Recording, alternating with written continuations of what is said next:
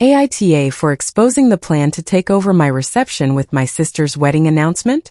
I'm Clara, 32, and by the time this happened, I already understood what being the oldest daughter meant in my family. It meant hearing just this once right before I was expected to give something up for my younger sister, Brielle. I was engaged to Ethan. I had a kitchen drawer full of wedding receipts, RSVP cards, vendor emails, and half-used sticky notes. And for once in my life, I wanted a family event where I didn't have to smile while everyone rearranged the room around Brielle's feelings. I don't want to pretend I hated my sister. I didn't. Brielle could be funny and warm when she wanted to be. She could send me 20 voice messages about a bad haircut and somehow make me laugh in the middle of a stressful day. Growing up, I defended her more times than I can count. When she got in trouble, I covered for her. When she cried, I made room for her. When my parents said she was sensitive, I translated that into Clara be smaller. It wasn't one giant villain moment. It was 1,000 little ones. On my 16th birthday, Brielle had a fight with her best friend, so my mom, Vivian, spent dinner rubbing her back while my cake melted on the counter.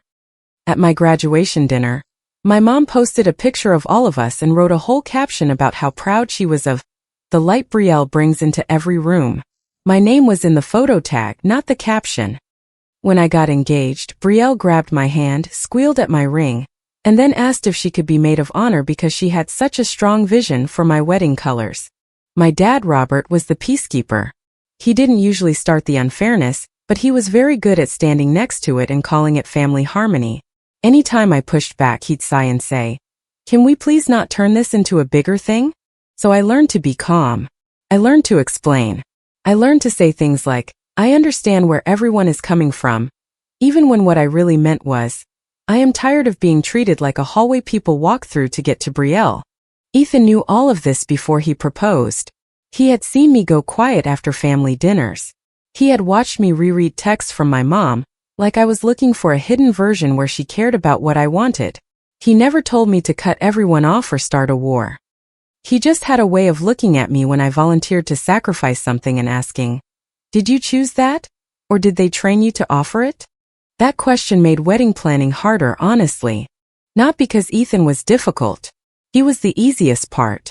We agreed early that we wanted a wedding that felt warm, simple, and ours. We were paying for most of it ourselves. We had signed the venue contract, highlighted the non-refundable deposit section, mailed save-the-date cards, and built a wedding website with RSVP deadlines, hotel information, and the weekend schedule. I had invoices from the florist for bouquets, centerpieces, and ceremony arrangements. The bakery had already taken payment for the cake. The photographer had sent a timeline with our first look, family photos, first dance, and golden hour portraits. It was not some fantasy I demanded my parents fund. It was a plan Ethan and I had paid for line by line. Still, I tried to include my family. I invited Brielle to be a bridesmaid. When she complained that the dress was too expensive, I paid for it.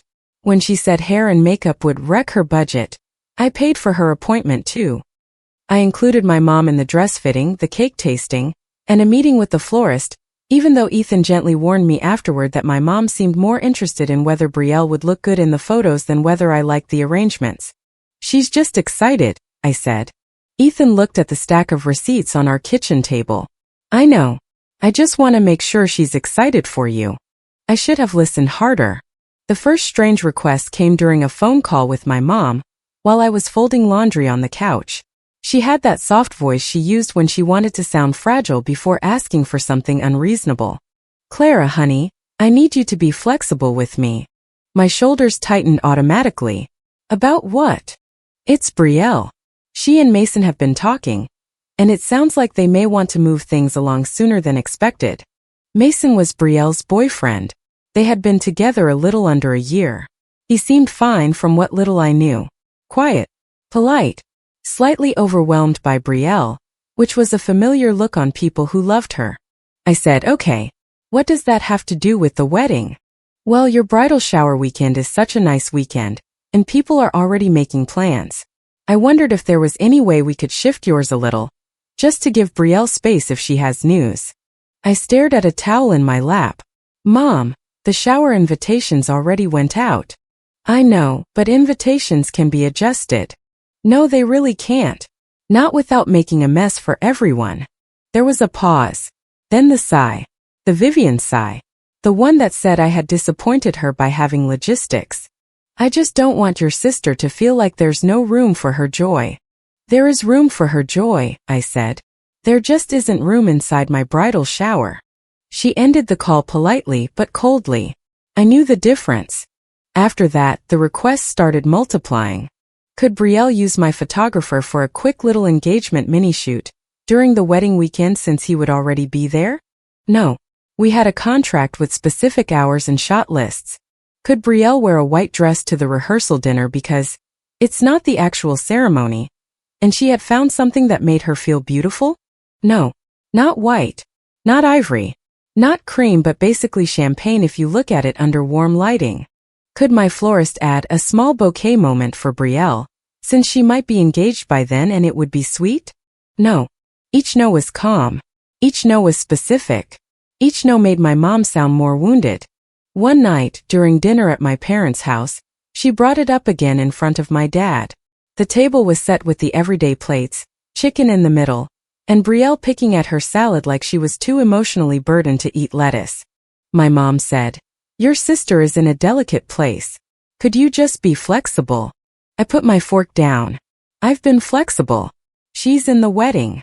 I paid for her dress. I paid for her hair. I moved the bridesmaid photo order so she could leave early for Mason's family thing. I'm not moving my shower or changing my vendors.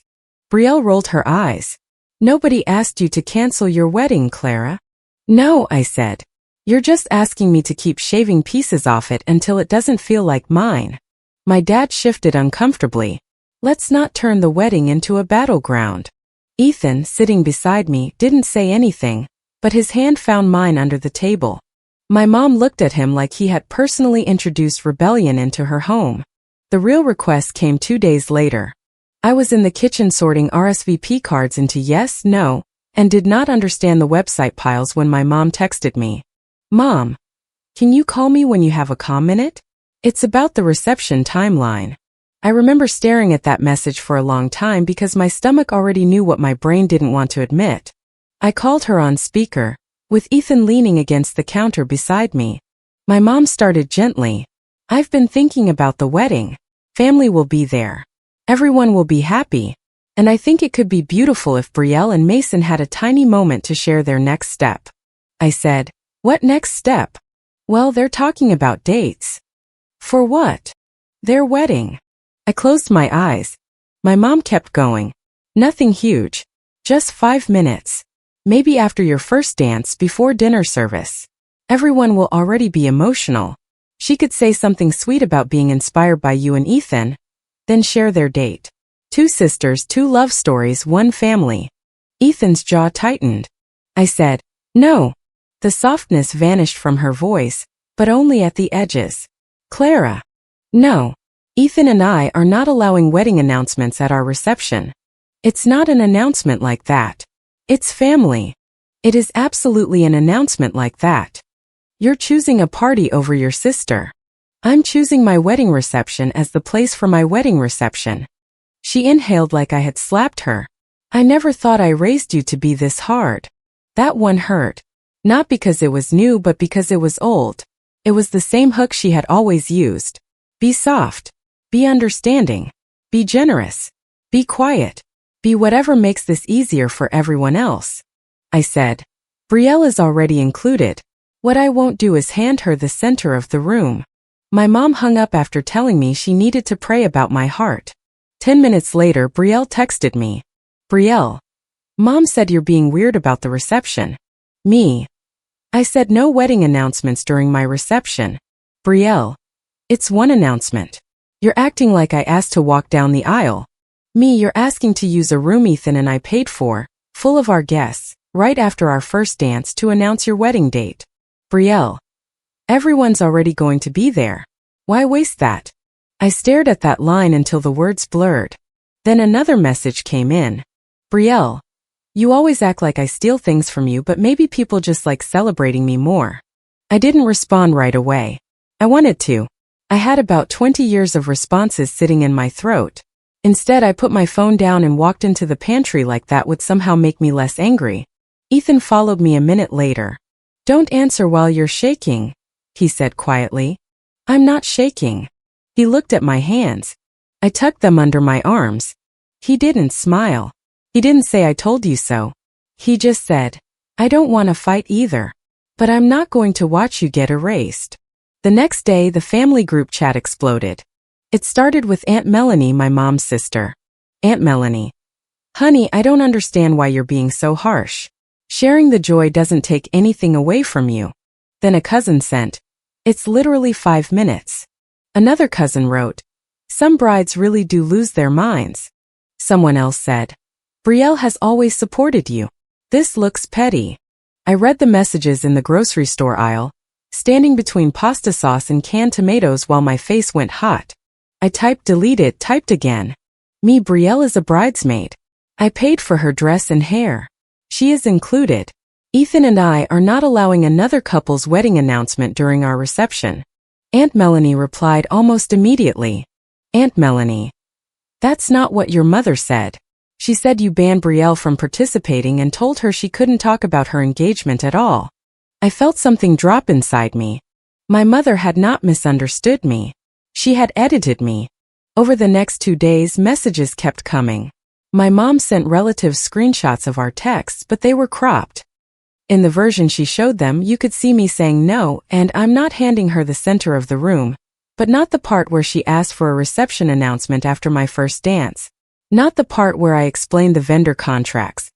Not the part where I said Brielle was already in the wedding.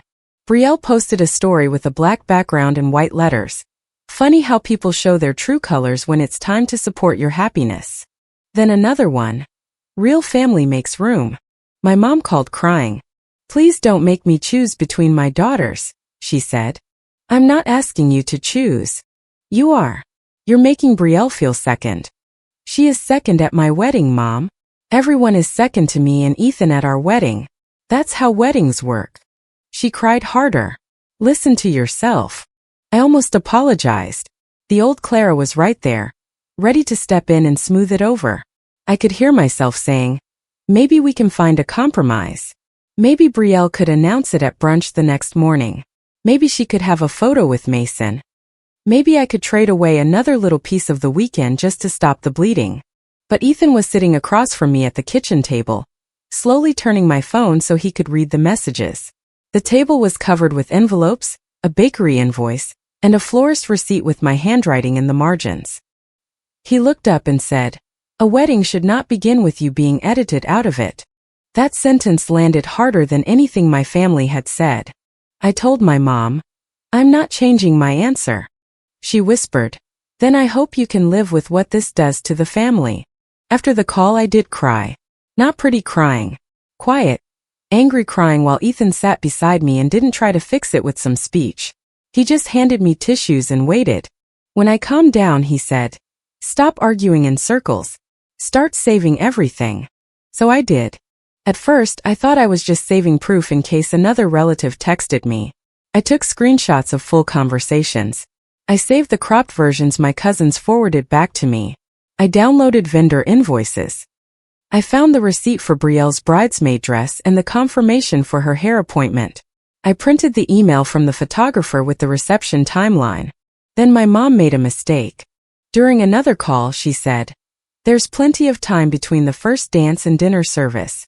You're acting like the whole night will collapse." I went still. I had never told her that detail. The first dance and dinner service timing was not on the public wedding website.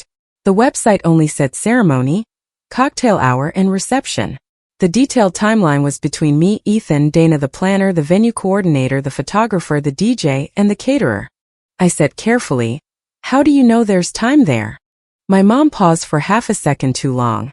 "I'm your mother. I know how weddings work." "No, you said between the first dance and dinner service. How do you know our timeline?" "Oh, Clara, don't interrogate me. This is exactly the attitude I'm talking about." She hung up. I sat there for a second with the phone in my hand. Ethan was watching me from the sink, where he had been rinsing 2 mugs. "What?" he asked. "She knows the timeline." His expression changed. I opened my laptop and emailed Dana. Subject: question about timeline changes. Hi Dana.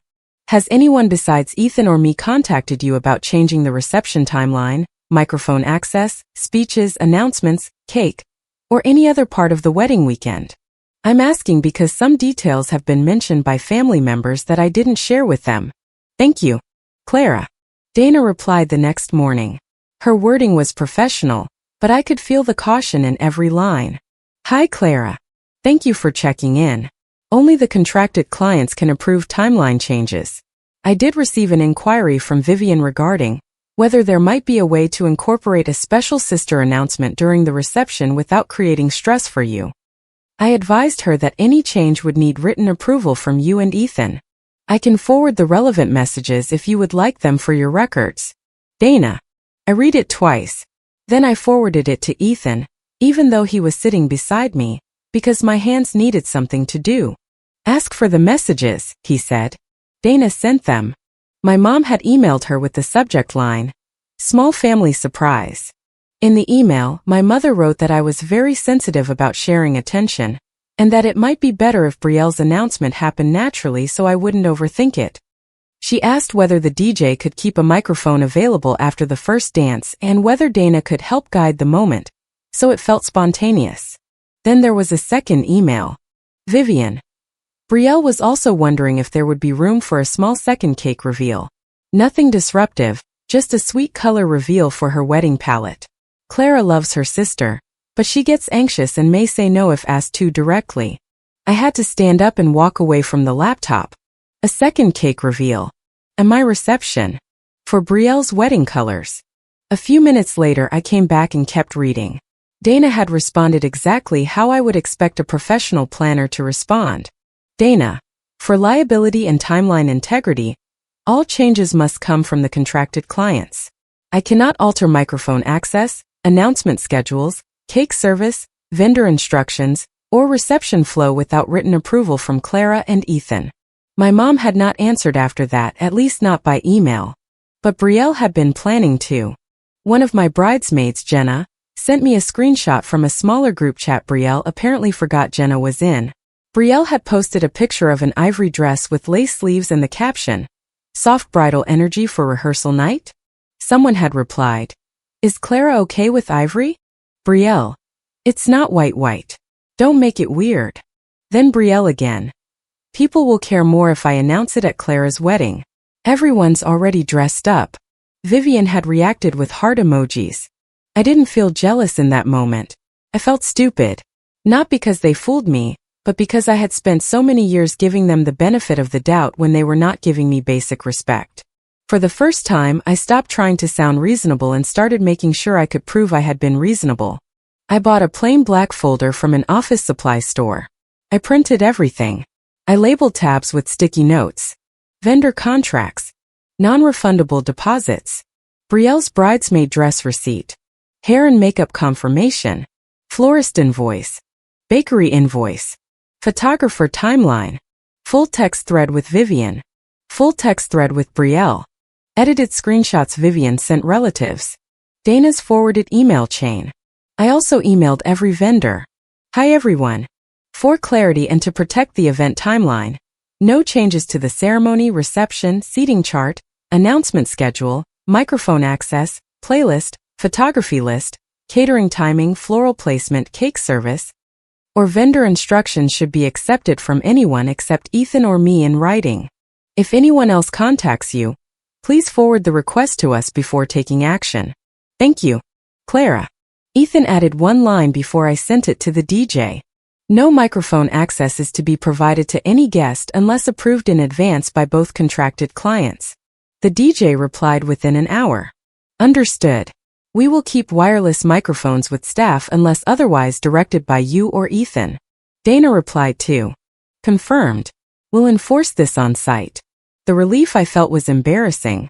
Nothing had actually changed yet, but for the first time the wedding felt protected. Then I sent one message to the family group chat. Me. Since everyone was invited to judge me, everyone can see what I was actually asked to give up. Brielle is a bridesmaid. I paid for her dress and hair. I said no to moving paid wedding events, No to another couple's announcement during our reception, and no to surprise changes behind our backs. I'm attaching the full context. Then I attached the cleanest screenshots and documents. Not everything. Just enough.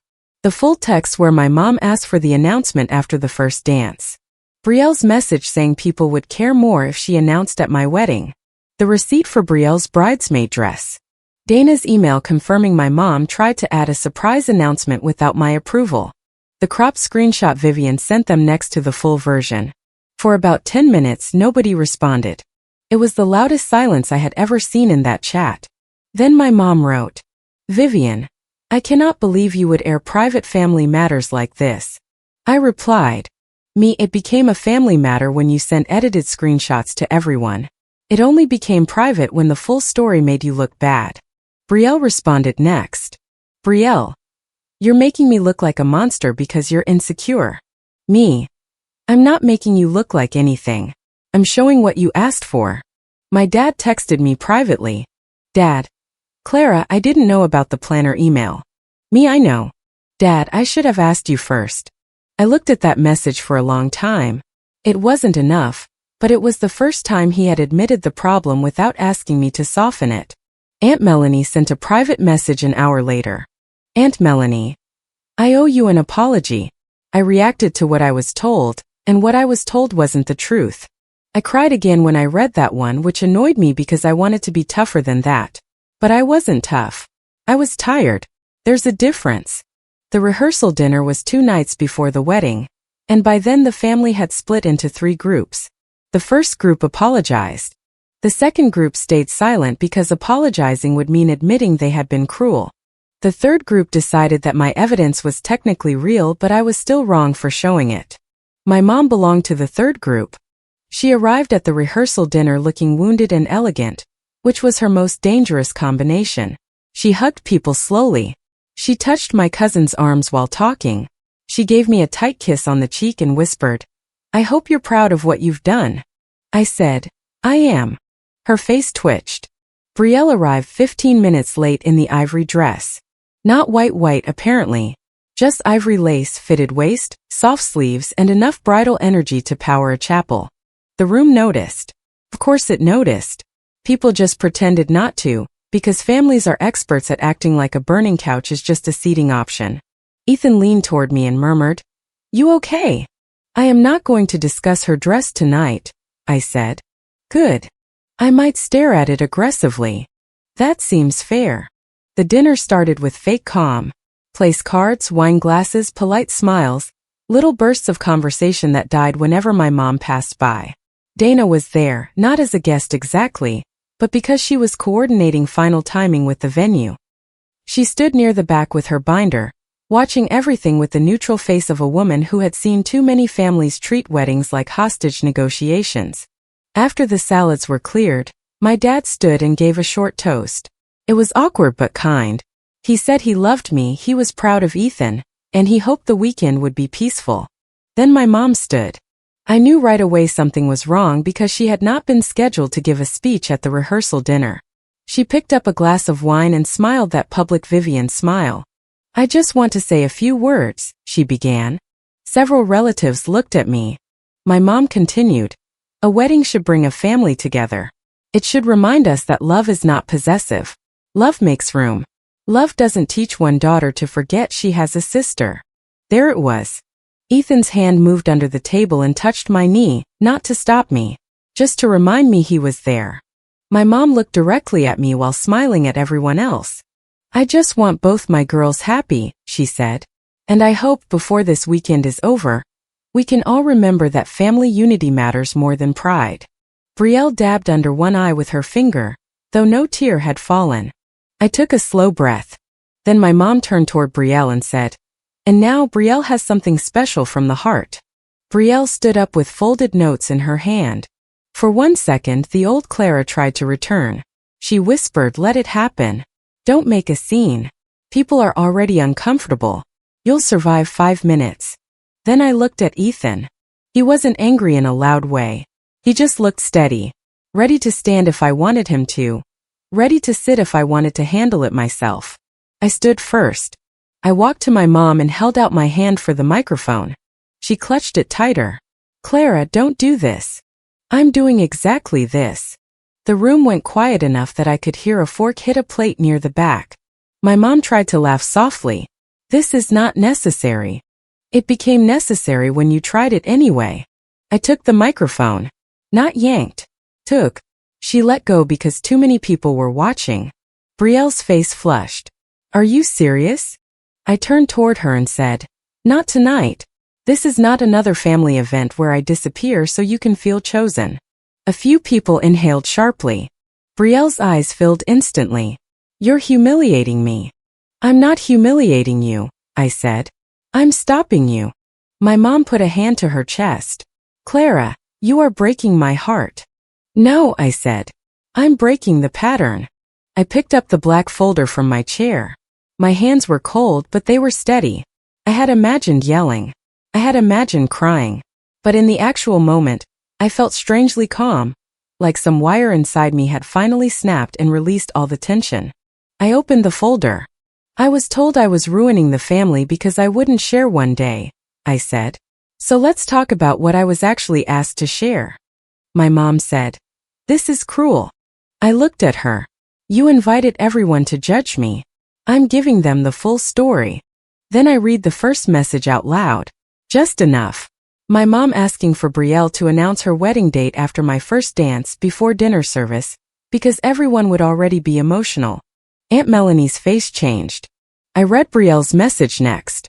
Everyone's already going to be there. Why waste that? Brielle snapped. That was private. So were my texts before Mom cropped them and sent them around. I held up the receipt for Brielle's bridesmaid dress. I was accused of excluding Brielle. I paid for her bridesmaid dress. I paid for her hair appointment. I included her in the bridal appointment. She has a bouquet ordered in the florist invoice. I turned a few pages. This is the email Dana forwarded me. Mom asked whether a special sister announcement could be slipped in naturally after the first dance so I wouldn't overthink it. She asked whether the DJ could keep a mic available. She also asked about a second cake reveal for Brielle's wedding colors. The room went still. Someone whispered, second cake. My dad looked at my mom. Really looked at her. Not peacekeeper looking. Not please stop fighting looking. This was the face of a man realizing silence had made him an accomplice. Vivian shook her head. I was trying to create a beautiful family moment. Ethan stood then, not to take over, just to stand beside me. He said, a beautiful family moment doesn't require going behind the bride and groom's backs. My mom ignored him and looked at Dana. I only asked a question. Dana stepped forward, professional and calm. Vivian did contact me separately. I advised her that only the contracted clients could approve timeline changes, microphone access, announcements, or cake service. Brielle started crying for real then. I can't believe you're all acting like I did something evil. I just wanted my family to care about my wedding too. I looked at her, and for the first time I didn't feel responsible for fixing the feeling in her voice. Then invite them to your wedding, I said. Don't take mine. She wiped her cheek. You get one day. I asked for 5 minutes. No, I said. You asked for the emotional peak of our reception, our microphone, our guests, our photographer, our cake service, and our silence. You asked me to pretend it was generous while you took it. My mom's voice went sharp under the softness. You sound jealous. That one used to scare me. It didn't anymore. I am jealous sometimes, I said. That shut people up in a different way. Continued. Not because Brielle is happy. I want her to be happy. I'm jealous that she never has to wonder whether there will be room for her in this family. I'm jealous that I have to bring printed evidence to my own rehearsal dinner to prove I'm allowed to keep my wedding. But jealousy doesn't make my boundary wrong. My dad stood slowly. Vivian, he said. Did you tell us the whole story, or just the part that made Clara look cruel? My mom opened her mouth, closed it, then said, I was protecting Brielle. Aunt Melanie said quietly, from what? Clara saying no. My mom looked betrayed, which would have been funny if I had not spent my whole life watching people fall for that look. I closed the folder. Here are the rules for the wedding, I said. Vivian and Brielle will not give speeches at the reception. There will be no surprise announcements. The DJ has instructions to cut the microphone if anyone tries. Dana and the venue staff know that only Ethan and I can approve changes. If anyone tries to turn our reception into someone else's announcement, they will be asked to leave. Brielle stared at me like I had slapped her. You're banning me from speaking? At the reception, yes. I'm your sister. And I'm the bride. My mom whispered. I don't know who you are right now. I handed the microphone back to Dana instead of my mother. I'm the person you kept asking me to be, I said. Calm, clear, specific. The rest of the rehearsal dinner was awful and peaceful at the same time. Awful because everyone was stiff and whispery. Peaceful because the thing everyone had been pretending not to see was finally lying open on the table. Brielle left early with Mason. He looked embarrassed and kept one hand on her back as they walked out. For a second, I wondered if he had known the full plan or if he had been told this was some sweet sister moment I had cruelly denied. I still don't know. My mom stayed but barely spoke to me. My dad helped carry decorations to Ethan's car afterward and said, Clara, I should have asked you first. I was so tired I almost said it was okay. Instead I said, yes, you should have. He nodded like it hurt, which was fine. Some things should hurt. The wedding day was not magically perfect. I want to be honest about that because people love neat endings where everyone apologizes, the villain cries, and the bride dances under perfect lighting with no emotional damage. Real weddings do not work like that. Real families bring their mess in dress shoes. My mom was stiff in pictures. In every family photo, her smile looked like something she had borrowed and planned to return. Brielle barely spoke to me before the ceremony. She wore the bridesmaid dress I had paid for, stood where Dana told her to stand, and looked away during my vows. A few relatives were awkward during cocktail hour. Some overcorrected and complimented every centerpiece like they were trying to make up for calling me selfish in the group chat. Some avoided me completely. But the ceremony happened. I walked toward Ethan, and for once nobody else's feelings were louder than mine. When I reached him, he whispered, "You're here." I whispered back, "I'm here." That was the moment I almost cried.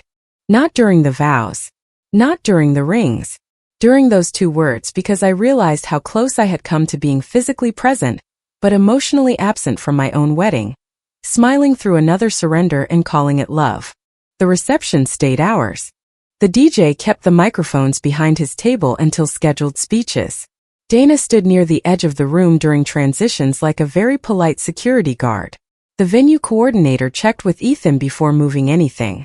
The photographer followed the timeline. The bakery served one cake. Our cake. No reveal. No extra colors. No surprise notes from the heart. My dad gave a toast that was short and careful. He said, "I'm proud of the woman my daughter is, even when it takes me too long to understand her."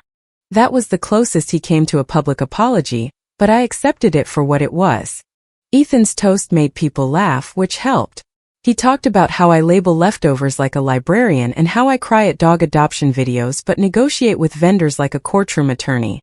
Then he looked at me and said, "You make every room more honest just by refusing to disappear from it."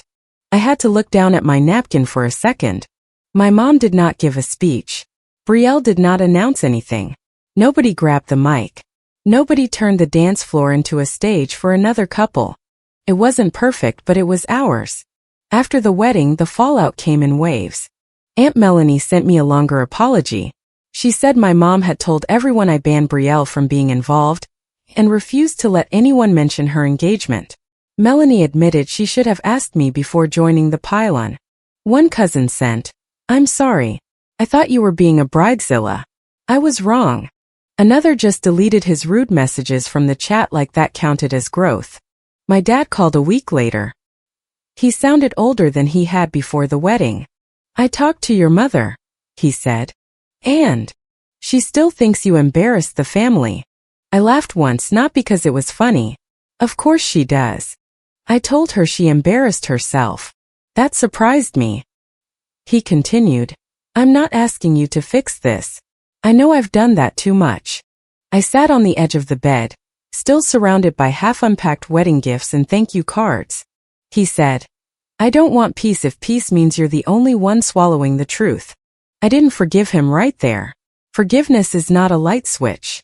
But I told him we could keep talking if he kept meaning that. Brielle did not apologize. She sent one long text accusing me of ruining her engagement season, making Mason's family uncomfortable, and turning everyone against her. Brielle, you wanted me punished because you can't stand that people are excited for me.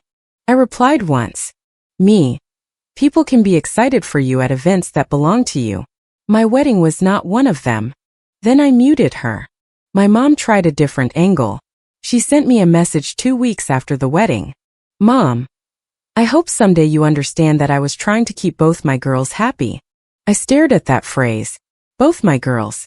She loved saying it because it made her sound balanced. But in our family, it had always meant Brielle got protected from disappointment, and I got praise for absorbing it. I wrote back. Me. Keeping both your daughters happy would have meant respecting the daughter whose wedding it was. I'm not discussing this again unless you're ready to take responsibility for what you did. She didn't respond. A month later, I left the family group chat. There was no dramatic announcement. No paragraph. No final speech. I just opened the chat, looked at the years of birthday plans, holiday guilt, passive-aggressive hearts, and old arguments disguised as concern and tapped leave. Ethan was beside me on the couch sorting through wedding photos on his phone. He noticed the screen and said, "You okay?" I thought about it. "I think so," I said. "It feels weird. Weird bad. Weird quiet." He put his arm around me. Quiet can be good. He was right. I didn't cut off every relative. I kept talking to Aunt Melanie after she apologized and actually changed how she spoke to me. I kept cautious contact with my dad. I sent thank you cards to everyone who came, even the awkward ones, because I wasn't trying to burn down the family. I was just done setting myself on fire to keep it warm. As for Brielle, I heard through my dad that some relatives asked her why she needed my wedding to announce her own date. That question had apparently shocked her. For the first time, the family asked Brielle why she needed my moment instead of asking me why I wouldn't give it away. That was enough karma for me. Not because she suffered. I didn't want her life ruined. I wanted the truth to stop bending around her.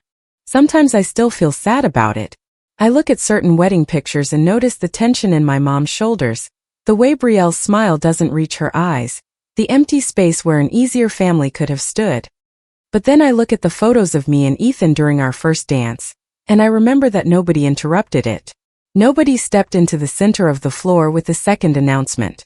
Nobody made me clap for my own replacement. For once, I did not trade my joy for fake peace. My wedding was not the day I lost my family. It was the day I stopped auditioning for a place in it. I didn't steal my sister's spotlight. I finally stopped handing her mine. If you liked it, don't forget to leave a comment and support the channel by subscribing. See you in the upcoming stories.